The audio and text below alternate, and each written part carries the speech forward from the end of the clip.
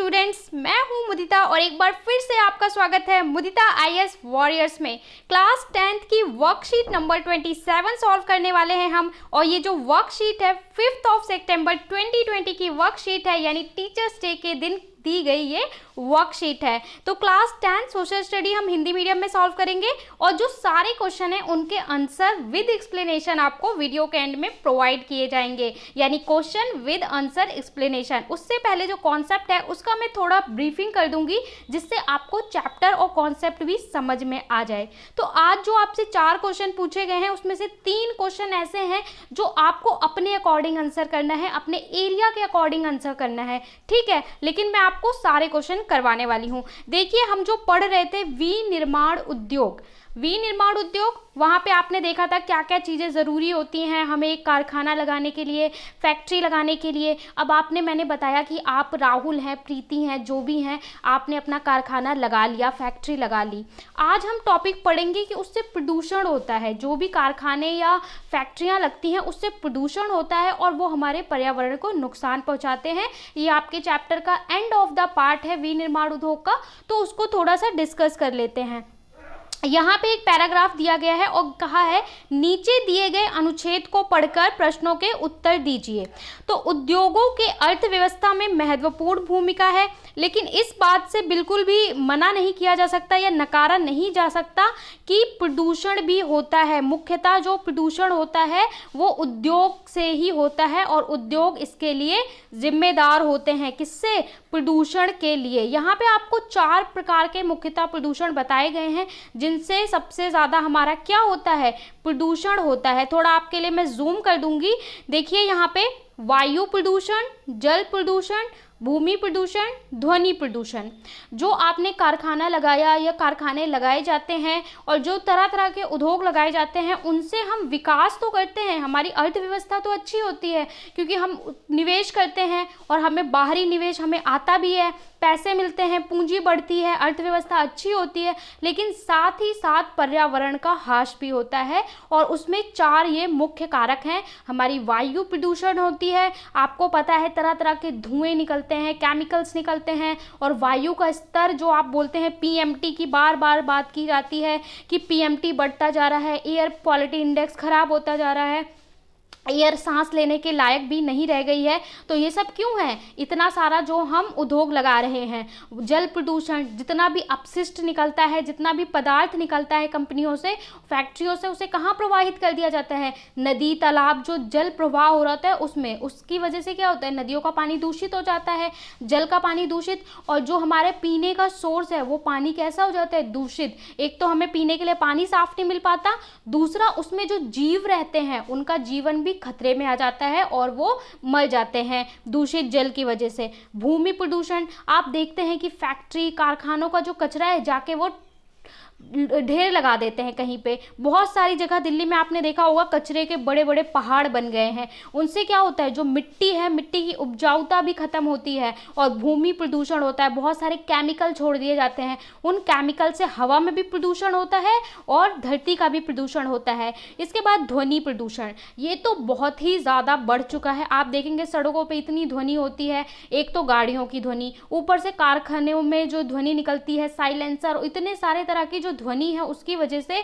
आजकल ये कॉमन हो गया है कि हर बच्चे को भी, पहले बच्चों को सिर दर्द नहीं होता था, अब बच्चे को सिर दर्द होता है, बहुत ज़्यादा स्ट्रेस रहते हैं, कहते हैं बीपी बढ़ गया, कम हो गया। ये सब चीज़ें थोड़ी होती थी, पर आज की यंग जनरेशन को हो रहा है। किसकी वजह से? ध्वनि प्रदूषण की वजह से, क्योंकि हम आदी हो चुके हैं ध्वनि में रहने के, हम सबको आदत हो चुकी है ध्वनि में रहने की। तो ये मुख्य कारण बताए हैं। थोड़ा सा आपको पैराग्राफ दिया है, उसको पढ़ लेते हैं, फिर क्वेश्चन आंसर को भी डिस्कस करेंगे। बहुत सी स्वास्थ्य संबंधी और पर्यावरण समस्याएं इन्हीं प्रदूषण की देन है। आपको पता है बहुत सारी जो बीमारियां हैं इन्हीं प्रदूषण की वजह से होती हैं, पहले नहीं होती थी। जैसे आप देखेंगे सांस लेने की समस्या, अस्थमा भी होता है। पहले ये बहुत कम होता था, लेकिन आज के टाइम में बहुत कॉमन हो गया है। हर 10 में से 1 पर्सन को या कई बार बच्चों को भी सांस लेने में दिक्कत होती है, ठीक है, और बहुत ज़्यादा सांस की बीमारियां हो जाती हैं।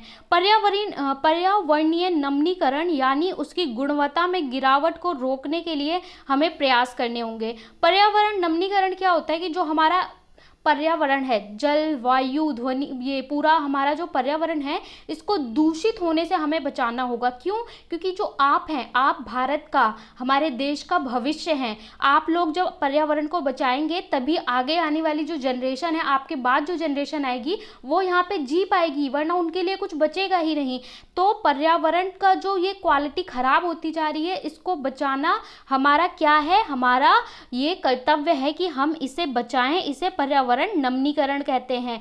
ठीक है, अगर आप बात करें कि तो कारखाने से निकलने वाले 1 लीटर अपशिष्ट से 8 गुना स्वच्छ जल दूषित होता है। आप समझ रहे हैं, अगर 1 लीटर दूषित पदार्थ निकला है कारखाने से तो वो 8 टाइम्स जो स्वच्छ जल है उसको दूषित कर देगा, यानी 8 लीटर जल को आपके दूषित कर देगा नदियों में। और सोचिए अगर हजारों लीटर दूषित जल नदियों में जा रहा है तो वो कितना ज़्यादा प्रदूषण करेगा, कितना ज़्यादा, मतलब पूरी ही नदी का पानी क्या कर देगा, दूषित कर देगा। ठीक है, इसे रोकने के लिए हमें जल का कम से कम उपाय करना होगा, कम से कम उपयोग करना होगा, पुनर्चक्रण द्वारा पुनः उपयोग करना होगा। इसके लिए कारखानों को क्या करना चाहिए? एक तो उन्हें विकल्प ढूंढना चाहिए कि वो जल का कम प्रयोग करें। ठीक है, कम जल का प्रयोग करेंगे तो उसको, और दूसरा, पहला तो कम जल का प्रयोग करें, जब कम करेंगे तो हम थोड़ा उसको सेव कर पाएंगे। दूसरा क्या है, पुनर्चक्रण, कि जैसे कि कारखाने में पानी का यूज़ किया, फिर पानी को ले जाके फेंक देते हैं। अब इसे फेंकिए मत, इसी का प्योरीफाई कीजिए और फिर से इसी को यूज़ करिए, फिर से प्योरीफाई कीजिए, फिर से इसी को यूज़ करिए, मतलब पुनर्चक्रण। इससे क्या होगा, उपयोग भी कम होगा और बार बार उसका प्रयोग भी हो जाएगा। ठीक है, वर्षा जल को बचाना, नदियों तालाबों में अपशिष्ट जल को जाने से रोकना, जो भी गंदा पानी है उसे नदियों में ना जाने दें, वर्षा के जल को संग्रहण करें। आपको बार बार सिखाया जाता है रेन वाटर हार्वेस्टिंग के बारे में, कि बारिश का पानी है वो साफ़ ही होता है, उसे स्टोर करके और उसे प्योरीफाई करके घरों के काम के लिए और कारखानों के काम के लिए और कई कामों के लिए इस्तेमाल किया जा सकता है। तो ये किया जा सकता है। कारखानों में कोयले आदि की जगह ऊर्जा के नवीन संसाधनों का प्रयोग करना, क्योंकि जब हम कोयला जलाते हैं तो बहुत ज़्यादा कार्बन डाइऑक्साइड और गैसेस रिलीज होती हैं जो पर्यावरण का तापमान भी बढ़ाती हैं, जिसके कारण ग्लोबल वार्मिंग होता है और बहुत सारे केमिकल और धुआं ये सब रिलीज होता है, जिसके कारण स्मॉग की समस्या होती है। सर्दियों में आप देखते हैं पूरा कुहासा हो जाता है, सांस नहीं ले पाते हैं, पार्टिकल सस्पेंडेड रहते हैं एयर में। ठीक है, तो इसकी वजह हमें मॉडर्न इक्विपमेंट यूज़ करें जिससे हमें कोयला जलाने की ज़रूरत ना पड़े। इसके अलावा और क्या कर सकते हैं, अधिक ऊर्जा सक्षम कम ध्वनि प्रदूषण वाले ऐसे उपकरण यूज़ करें जो कम ध्वनि वाले हों, ज़्यादा शोर ना करते हों। आजकल बहुत से उपकरण पर ऐसी सूचनाएं दी जाती हैं। आजकल ऐसी जो उपकरण आते हैं उसमें आपको रेटिंग दी होती है, सूचनाएं दी होती हैं कि भाई आप इसे यूज़ करेंगे तो इसमें वॉइस नहीं है, इसको वॉइस डिटेक्टर लगा के बनाया गया है या कम नॉइज़ लगा के बनाया गया है, स्पेशल इसमें कुछ सेंसर लगा दिए गए हैं जिससे ये वॉइस नहीं करेगा जनरेट। तो इस तरह के जो इंस्ट्रूमेंट हैं आजकल हमें उनका यूज़ करना चाहिए।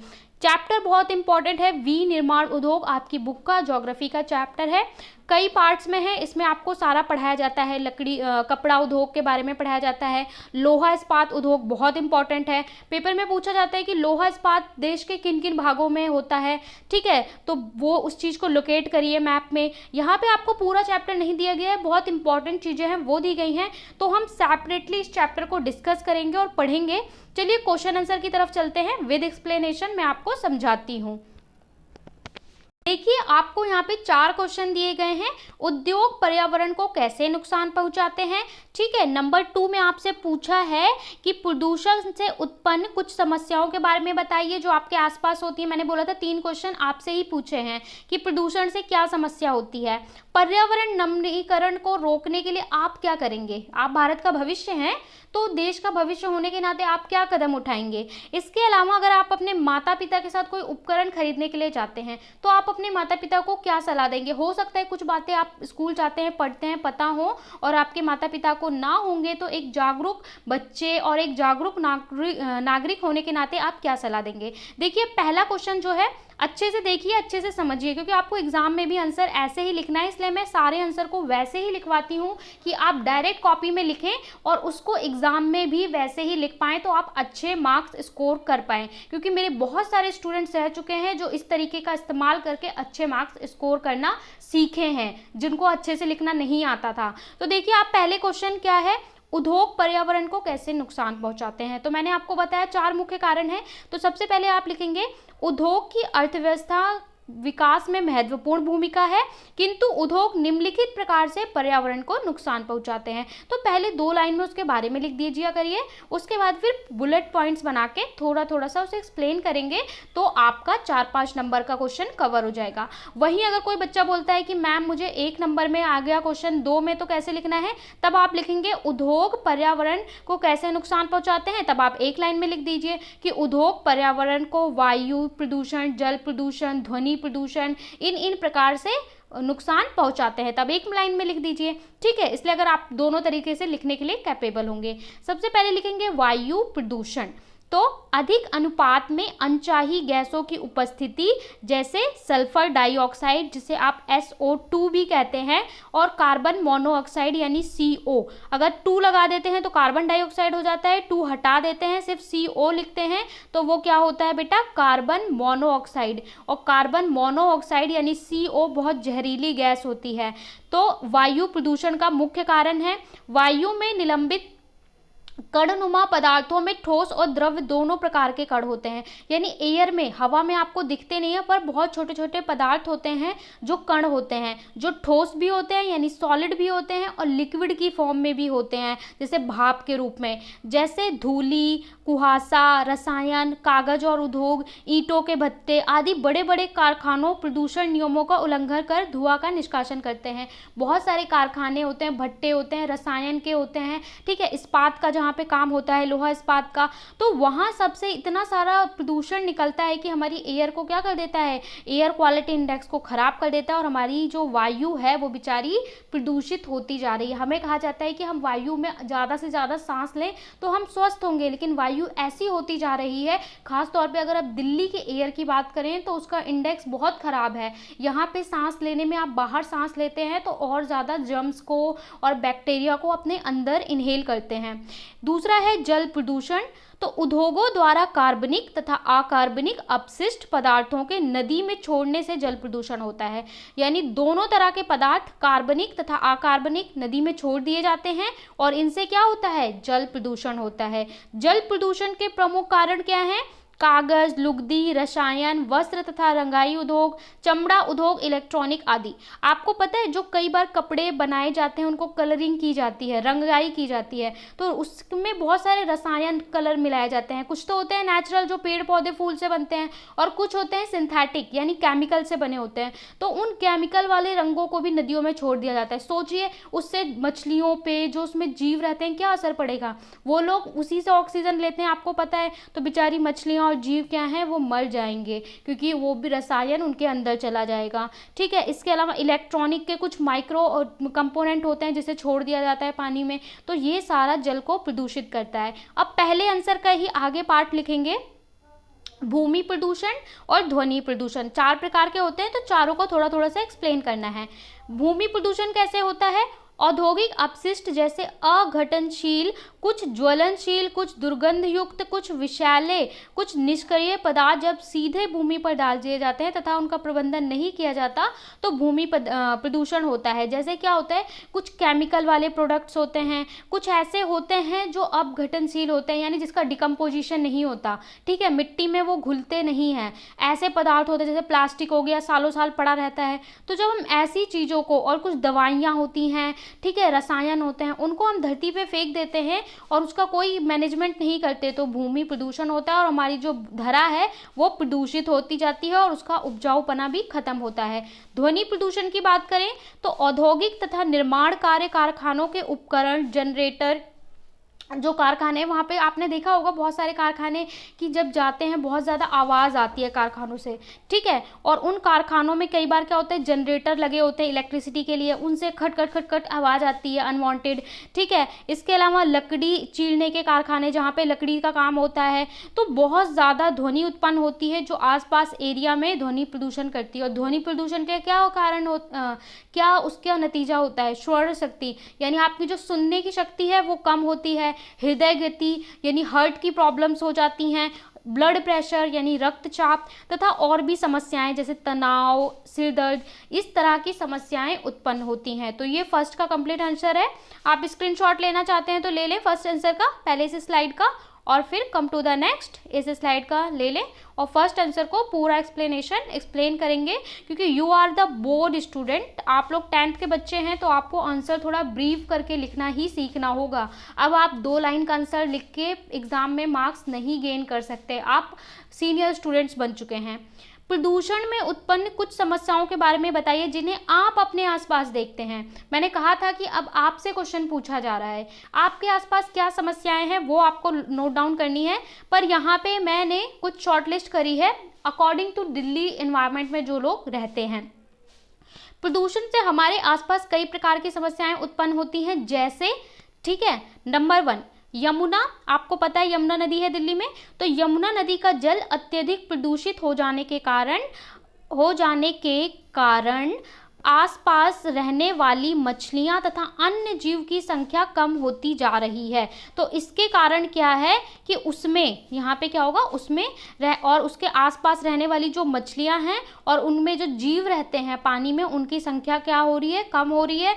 दूसरा, जल के अत्यधिक प्रदूषण के कारण कई बार घरों में आने वाला सप्लाई का पानी भी दूषित होता है, जिससे कई प्रकार की बीमारियां होती हैं। आपको पता है जो आपके घर पे सप्लाई का पानी आता है, ठीक है, अलग अलग एरिया में सप्लाई किया जाता है गवर्नमेंट के द्वारा, तो वो क्या होता है, नदी के पानी को ही प्योरीफाई करके क्लोरीन की गोलियां मिला के आपके घर में सप्लाई किया जाता है। पर कई बार इतना ज़्यादा दूषित होने के कारण वो पानी पीला पीला या गंदा पानी आता है, और वो आपने बहुत सारे एरिया में, जनकपुरी और दिल्ली के कई एरिया में आपने नोटिस भी किया होगा कि दूषित जल आता है और लोगों को उसका इस्तेमाल करना पड़ता है और बीमार हो जाते हैं। तो पहला आपने क्या देखा कि नदी का पानी दूषित है, उसकी वजह से मछलियां और ये सब मर जाती हैं। घरों में ये पानी आता है तो उससे क्या होता है, लोग बीमार होते हैं। हमारे क्षेत्र में अत्यधिक वायु प्रदूषण के कारण श्वास संबंधी बीमारी आम बात हो गई है कि सांस के लिए, आपको पता है दिल्ली में पहले बहुत ज़्यादा इस तरह का कुछ भी मैटर नहीं आता था, आजकल बहुत सारे बच्चों में और युवाओं में अस्थमा पाया जाता है। इसके अलावा ध्वनि प्रदूषण के कारण तो बच्चों में भी सिर दर्द और तनाव जैसी समस्याएं बहुत अधिक बढ़ गई हैं। तो ये 4 पॉइंट हैं जिन्हें आप ब्रीफ कर सकते हैं, आंसर का स्क्रीनशॉट ले लेंगे और फिर इसके बाद इसे एक्सप्लेन करेंगे। इसके बाद come to the next, third question में पूछा है पर्यावरण नमीकरण को रोकने के लिए आप क्या क्या कर सकते हैं। यहाँ पे पूछा जा रहा है कि जो पर्यावरण का ह्रास हो रहा है उसको रोकने के लिए आप क्या कर सकते हैं, क्योंकि आप भारत का भविष्य हैं। तो आप लिखेंगे पर्यावरण को रोकने के लिए हम निम्नलिखित प्रयास कर सकते हैं। क्या कर सकते हैं, विभिन्न प्रक्रियाओं में जल का न्यूनतम उपयोग तथा जल को 2 या अधिक उत्तरोत्तर अवस्थाओं में पुनर्चक्रण द्वारा पुनः उपयोग। पहली बात तो जल का कम प्रयोग किया जाए। दूसरी बात कि जल को हम क्या करें, पुनर्चक्रण यानी रीयूज करें। साइंस में रीयूज, रिड्यूस, रिसाइकल पढ़ते हैं ना 3 Rs, उसी को अप्लाई करें। सेकंड पॉइंट है जल की आवश्यकता पूर्ति हेतु वर्षा जल संग्रहण करना, बारिश का जो पानी है उसे संग्रहित करना और यूज करना। थर्ड, नदियों व तालाबों में गर्म जल को अपशिष्ट पदार्थों को प्रवाहित करने से पहले उनका शोधन करना। यानी नदियों में क्या होता है कि फैक्ट्री से निकलने वाला सीधा जब हम गर्म पानी छोड़ देते हैं ना, तो वो नदी का तापमान भी बढ़ाते हैं और उसे तापीय प्रदूषण कहते हैं, जिसके कारण भी बहुत सारे जीवों को हानि पहुंचता है। तो पहले उसे ठंडा करना चाहिए, फिर उसे साफ करना चाहिए, उसके बाद प्रवाहित करना चाहिए नदियों में। तो आप बोलेंगे कि हम ये 3 उपाय कर सकते हैं। इसके अलावा आप और भी नोट डाउन करके लिख सकते हैं अपने आप। इस आंसर का स्क्रीनशॉट लेना है तो आप ले सकते हैं, वरना सारे आंसर मैं टेलीग्राम पे शेयर कर देती हूँ। आप अभी तक नहीं जुड़े हैं तो जुड़ जाएं, आपको लाभ होगा। इसी आंसर का आगे पार्ट है, मशीनों व उपकरणों का उपयोग करके तथा जनरेटर में साइलेंसर लगाकर ध्वनि प्रदूषण को कम किया जा सकता है। और क्या कर सकते हैं हम कि बहुत ज़्यादा जो ध्वनि प्रदूषण होता है उसके लिए हम साइलेंसर लगा सकते हैं और ध्वनि प्रदूषण को कम कर सकते हैं ऐसे उपकरण, और जनरेटर वगैरह को रिप्लेस कर सकते हैं। इसके अलावा वायु में निलंबित प्रदूषण को कम करने के लिए कारखानों में ऊंची चिमनियाँ लगाई जाएं, स्क्राइबर लगाया जाए, ठीक है। गैसीय प्रदूषक पदार्थों को पूर्ण रूप से अलग करने का उपकरण, मतलब एक होता है एयर प्योरिफिकेशन, पहले वाटर प्योरिफिकेशन इंस्ट्रूमेंट था ना, आजकल एयर प्योरिफिकेशन इंस्ट्रूमेंट आता है। अगर हम उसे लगा दें तो कुछ 1-2 किलोमीटर की एयर को वो धीरे धीरे प्योरीफाई करता है और पूरे कार्बन को कलेक्ट कर लेता है। तो ऐसे उपकरण लगाए जाएं जो एयर को प्योरीफाई करें। तो ये पूरा आंसर हो गया आपका किसका, सेकेंड क्वेश्चन का। यहाँ 3 पॉइंट है, ठीक है, इसका आप ले सकते हैं स्क्रीनशॉट। यहाँ पे 2 पॉइंट है इसका। लास्ट बट नॉट लीस्ट, ये भी आपसे पूछा गया है। आप अपने माता पिता के साथ बाजार जाते हैं, ठीक है, कोई घरेलू उपकरण खरीदने जा रहे हैं। घरेलू उपकरण कुछ भी हो सकता है, टीवी, रेफ्रिजरेटर, गीजर, ठीक है। तो आप उन्हें वो खरीदते समय क्या क्या बात को ध्यान में रखने की सलाह देंगे? अपने माता पिता से क्या कहेंगे कि मम्मी पापा आप इन चीज़ों को ध्यान में रख के ही कोई उपकरण खरीदिए। तो आप लिखेंगे, यदि मैं अपने माता पिता के साथ घरेलू उपकरण खरीदने जाती हूँ, या फिर अगर आप लड़के हैं तो लिखेंगे जाता हूँ, तो मैं उन्हें कुछ महत्वपूर्ण बातों का विशेष ध्यान रखने को कहूँगी या कहूँगा, ठीक है, अकॉर्डिंग टू योर जेंडर। उसके बाद नंबर 1, BEE यानी ऊर्जा दक्षता ब्यूरो, विद्युत मंत्रालय, ये हमारा जो विद्युत मंत्रालय है उसने कुछ गाइडलाइन फिक्स की हैं कि मानक लेबलिंग वाला उपकरण ही खरीदा जाए। मतलब जो लेबल वाला BEE के लेबल द्वारा, ठीक है, जैसे आप देखते हैं ISS मार्क, वैसी इलेक्ट्रॉनिक के लिए क्या है, बिजली उपकरण के लिए BEE मार्क। तो हम ऐसा उपकरण खरीदें जो BEE मार्क यानी भारत सरकार द्वारा सर्टिफाइड हो। दूसरी बात का मैं क्या ध्यान रखूंगी, मैं उन्हें यह भी सलाह दूंगी कि उपकरण 4 अथवा 5 यानी 4 या 5 स्टार रेटिंग वाला हो, जिससे बिजली की खपत कम होती है और हम ऊर्जा बचत में सहयोग कर सकते हैं। आपको पता है कई बार हम क्या देखते हैं कि सस्ता होना चाहिए, लेकिन सस्ते से हमने एक बार सस्ता ले लिया पर हर महीने आपको 10,000 का बिल आ जाएगा। इससे बेहतर क्या है, आप एक बार थोड़ा महंगा खरीद लीजिए, लेकिन वो आपकी बिजली की बचत करेगा। और बिजली की बचत करके आप पर्यावरण प्रदूषण को कम करते हैं। कैसे? आप बिजली का कम उपयोग करेंगे। हम ऊर्जा का जितना कम उपयोग करेंगे उतना ज़्यादा हम प्रदूषण को बचाएंगे, पर्यावरण में सहयोग करेंगे। तो अगर आप 4 या 5 स्टार रेटिंग, उस पर ऐसे देखिए स्टार बने होते हैं आपके फ्रिज पे, AC पे, तो आप जितने ज़्यादा स्टार वाला लेंगे, मैक्सिमम 5 होता है, तो अगर 4 या 5 स्टार का लेंगे तो बिजली की खपत बहुत कम होगी। थर्ड किस बात का, साथ ही मैं अपने माता पिता से आग्रह करूंगी या करूंगा। आग्रह क्यों? क्योंकि वो हमसे बड़े हैं, हम उनसे आग्रह कर सकते हैं कि जिस उपकरण का चयन करें उसमें जिसमें ध्वनि प्रदूषण ना हो और उसमें अत्यधिक ध्वनि को कम करने के उपकरण लगाए हों। कि ऐसा उपकरण जो भी हम ले के, जैसे देखते थे कि आप पहले बार जो बहुत सारे उपकरण थे, वॉशिंग मशीन थी, बहुत ज़्यादा आवाज़ करते थे, ठीक है, तो आसपास ध्वनि प्रदूषण करते हैं। तो हम ऐसे उपकरण लें जिसमें या तो ध्वनि ना हो या तो उसको कम करने के लिए सेंसर लगे हों या कुछ उपकरण लगे हों जिससे ध्वनि ना हो। तो मैं इन 3 बातों का विशेष ध्यान रखूँगी, ये आप लिखेंगे या रखूँगा। इसके अलावा और भी बातों का ध्यान आप रख सकते हैं, ठीक है, कि उसका साइज़ के बारे में, और जैसे कि स्प्रे होता है, स्प्रे वगैरह ना हो जिससे कि हमारा एयर पोल्यूशन होता है, ठीक है, और उसमें गैस, इस तरह की रसायन ना निकलें जिससे हमारा एयर पोल्यूशन होता है। और भी कई बातें लिख सकते हैं। यहाँ पे आप मेनली इन 3 बातों का मेंशन कर सकते हैं। इस आंसर का भी आप स्क्रीनशॉट ले सकते हैं। तो यहाँ पे हमने वर्कशीट नंबर 27 सोशल स्टडी की सॉल्व कर ली। कोई भी डाउट हो तो कमेंट में पूछ सकते हैं आप। अभी तक टेलीग्राम चैनल नहीं ज्वाइन किया, कई लोग को नहीं पता टेलीग्राम क्या होता है। टेलीग्राम एक ऐप होता है जो आपको प्ले स्टोर पे मिल जाता है, वहाँ से आप ज्वाइन कर लें डाउनलोड करके, और डिस्क्रिप्शन में लिंक है, वहाँ से ज्वाइन कर लें। वीडियो थोड़ा सा भी आपको अच्छा लगता है तो एक लाइक और कमेंट कर दिया करें, उससे हमें मोटिवेशन मिलता है कि बच्चों के लिए और अच्छा कंटेंट बनाया जाए। क्योंकि हमारे चैनल पे आपको सारे प्रोफेशनल टीचर पढ़ाते हैं जिनको काफ़ी अच्छा एक्सपीरियंस है गवर्नमेंट, प्राइवेट, हर तरह के स्कूल के बच्चों को पढ़ाने का और अच्छा रिजल्ट देने का, 100% रिजल्ट देने का। हम बस यही चाहते हैं कि हर बच्चा अच्छे से अच्छा रिजल्ट लाए और उसकी हेल्प की जा सके। इसलिए अपने दोस्तों के साथ शेयर करें। एक्स्ट्रा क्लासेस होंगी इस पे वीडियो के ज़रिए, तो उन्हें अटेंड करें और अपना रिव्यू ज़रूर दें। Thank you so much for watching.